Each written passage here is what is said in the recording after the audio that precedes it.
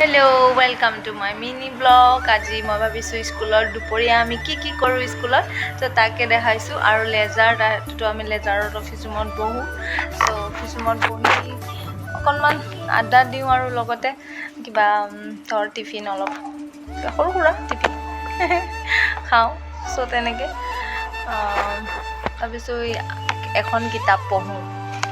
আধা ঘন্টা আছে লেজাৰ বহিবলৈ সো বোৰিং লাগি আছে তো কি কৰো ভাবিছো তো কি হেকাৰণে ভাবিছো আজি লেজাৰ টাইমত এনে আছিলো সো ভাবিলো এখন কিতাপ পঢ়া যাও এক্সাম ওয়াৰিয়ৰ্স বুলি মাননীয় প্ৰধানমন্ত্ৰী ডাঙৰীয়া এখন কিতাপ লিখিছে নৰেন্দ্ৰ মোদী ডাঙৰীয়া সো এইখন কিতাপ আছে এক্সাম ওয়াৰিয়ৰ্স আগতেও মই পঢ়িছিলো ভালে লাগে পঢ়ি পেলাই আৰু ইয়াতে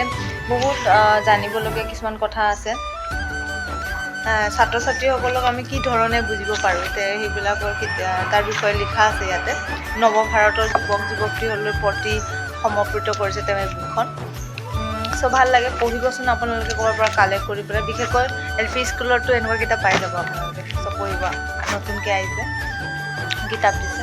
অফিচৰ পৰা সো ভাল লাগিছে পঢ়িব টিচাৰসকলেও পঢ়িব বিশেষকৈ টিচাৰসকলৰ বেছি জানিব মানে ইয়াৰ দ্বাৰা ছাত্ৰ ছাত্ৰীসকল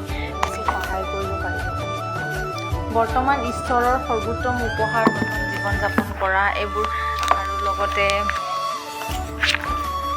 নিজকে জানি লোৱা নিজৰ সমতাক লৈ গৰমবন্তী হোৱা কেনেকৈ এইবোৰ বিভিন্ন কথা লিখা আছে আমি কিদৰে জানিব পাৰোঁ চব পঢ়িব মাননীয় প্ৰধানমন্ত্ৰী নৰেন্দ্ৰ মোদীৰ দ্বাৰা ৰচিত এক্সাম ওয়াৰিয়ৰ্স বুকখন পঢ়িবলৈ লৈছোঁ ইয়াতে আছে পৰীক্ষাৰ উৎসাহ উল্লাসৰে পালন কৰা আমি কেনেকৈ ধৰ ছাত্ৰ ছাত্ৰীসকলক কেনেকৈ উৎসাহ দিব পাৰোঁ তো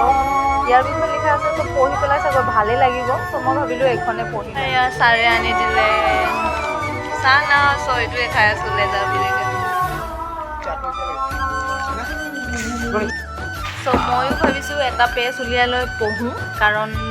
বাকীখিনি পঢ়িছোঁ মই ভাবিছোঁ আজি বৰ্তমান ঈশ্বৰৰ সৰ্বোত্তম উপহাৰ আৰু বৰ্তমান জীৱন যাপন কৰাৰ কি কৌশল তাৰ বিষয়ে পঢ়িম